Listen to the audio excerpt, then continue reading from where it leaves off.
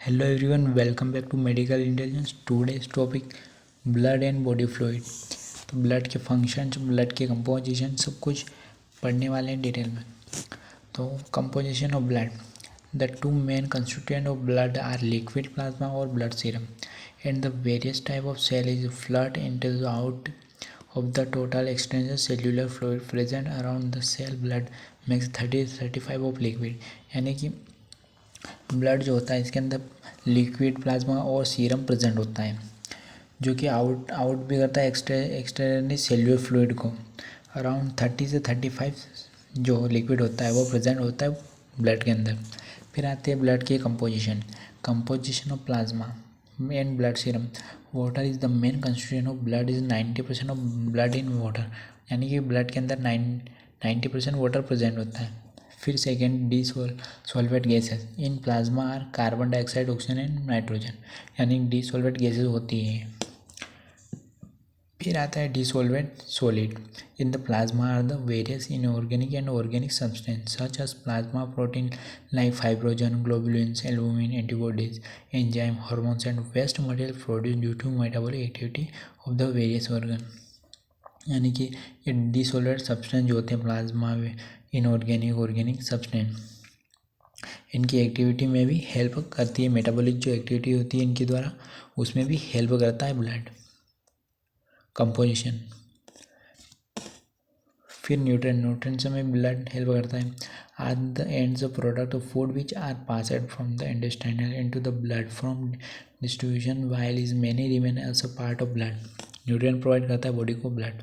फिर आता है excretory material like urea, amino acid and keratin are always present in blood. They are toxic substances which are continuously removed from the body. Various means, यानी एक्सेटरी material जो होते हैं, urea, amino acid जो होते हैं, उनको बॉडी से remove करता है blood. The blood corpuscles are called formed elements which is compress, यानी कि ब्लड के अंदर कौन से कंपोनेंट्स होते हैं। तो पहला होता है रेड ब्लड सेल, जिसे आरबीसी भी कहा जाता है, जो कि कैरी करती है रिस्पिरेटरी गैसेज, यानी कि रिस्पिरेटरी जो गैसेज होती है CO2 और कार्बन डाइऑक्साइड, उसे कैरी करने का कार्य रेड ब्लड सेल्स करते हैं। फिर आते हैं WBC वाइट ब्लड सेल्स, वो विच एक्ट्स एज सेवरिंग्स एंड इम्यूनाइजेशन एजेंट्स, यानी कि WBC जो होती है वो इम्यूनाइजेशन में भी हेल्प करती है, यानी कि ये जो होते हैं, ये इन्फेक्शन और जो बैड माइक्रो ऑर्गेनिज्म जो होते हैं और वायरस जो होते हैं उनको रोकने का काम करते हैं, यानी कि इम्यूनिटी में ये बहुत हेल्प करते हैं WBC सेल्स। फिर आता है थ्रोम्बोसाइट्स एंड और प्लेटलेट्स। थ्रोम्बोसाइट जो होते हैं वो ब्लड क्लॉटिंग में हेल्प करते हैं, प्लेटलेट्स भी होते हैं। फिर आते हैं फंक्शन ऑफ ब्लड। तो फंक्शन ऑफ ब्लड में ट्रांसपोर्ट ऑफ न्यूट्रिएंट ट्रांसपोर्ट करते हैं, जो कि एब्जॉर्व करती है, जो इंटेस्टाइन होती है वो एब्जॉर्व करती है, और उसके बाद जो ब्लड होता है वो ट्रांसफ़र करता है पूरी बॉडी में सर्कुलेशन के माध्यम से, पार्ट ऑफ द बॉडी।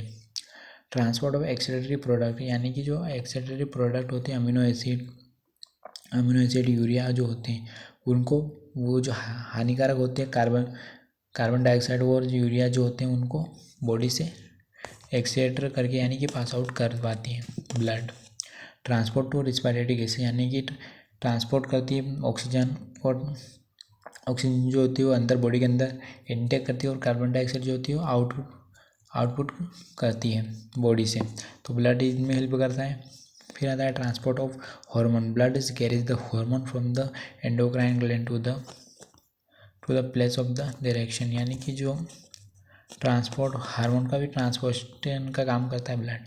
फिर आता है protection agent infection the immune system, यानी कि WBC, इसके अंदर WBC जो होती है वो इन्फेक्शन से प्रिवेंट करती है बॉडी को, जो कि वेरियस टाइप इन्फेक्शन होते हैं और जो बैक्टीरिया होते हैं उनसे भी एंटीबॉडी का कार्य करते हैं WBC सेल्स।